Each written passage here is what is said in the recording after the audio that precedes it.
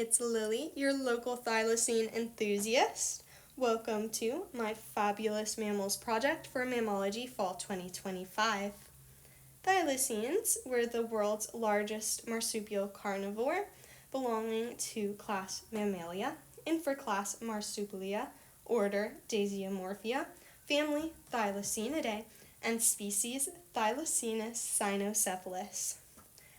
They have also been known as marsupial wolves, or more popularly as Tasmanian tigers. Some even argue that the name Tasmanian tiger is more fitting due to their morphology as ambush predators. The thylacine forelimb anatomy is specialized, with its distal humerus and radial bones shaped for suspension of the elbow joint and hand. This anatomy is closer to ambush predators and is lost in pounce and pursuit predators. Another unique trait in their anatomy is that they have reduced epipubic bones and reduced clavicles, which are likely adaptations for locomotion. The thylacine skull is dog-like with an elongated rostrum, long canines, shearing premolars, and a pronounced sagittal crest.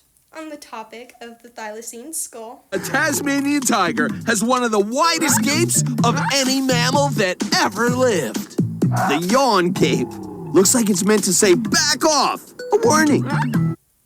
Other external features of thylacines include a long, strong tail, tan orange fur, and stripes that are unique to each individual. Yeah, it's true. Every Tasmanian tiger has its own unique stripe pattern. Like other marsupials, they give birth to highly altricial young that crawl into the mother's pouch and attach to her teat after being born. The pouch that their young develop in is backwards facing on their abdomen. Thylacines were noted to be shy, quiet, semi-nocturnal marsupials. Their range once encompassed all of Australia. However, the introduction of dingoes 2,000 years ago limited them to Tasmania and reduced their numbers to about 5,000 individuals. Colonists brought sheep farming to Tasmania in 1803. As sheep farming expanded, thylacines were pushed deeper into forests. Upon initial settlement, thylacines weren't perceived as a threat. Predation by thylacines was rare, and rather predation by wild dogs was the main threat to sheep. However, in 1830, views began to shift due to claims of thylacine predation by the Van Diemen's Land Company. Initially, the idea of bounty hunting wasn't popular, as thylacines weren't commonly known for attacking livestock. However, multiple petitions arguing their violent nature and exaggerating claims of thylacine predation led to a bill being successfully introduced to Parliament by a man named John Lynn for a thylacine bounty. Bounties were available for thylacines from 1888 to 1909. Adults sold for €1 and subadults sold for 10 shillings.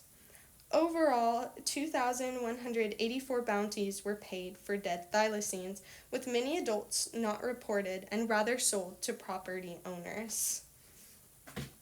Starting in 1904, attitudes began to change towards thylacines, and people began pushing for protections. In 1930, protections were put in place to prevent thylacine bounty hunting and exportation. Unfortunately, these protections came a little too late, as their populations in the wild were already extinct. In 1936, 2 months after they were listed as endangered, the last thylacine passed away from neglect under new management at the Beaumaris Zoo. You're watching the last recorded video of this thylacine. For 40 years after this thylacine died in the zoo, searches ensued in the wild with no results. Today, there is still no evidence of thylacines in the wild despite people's hopes, and they remain a stark reminder of our impact on the species around us.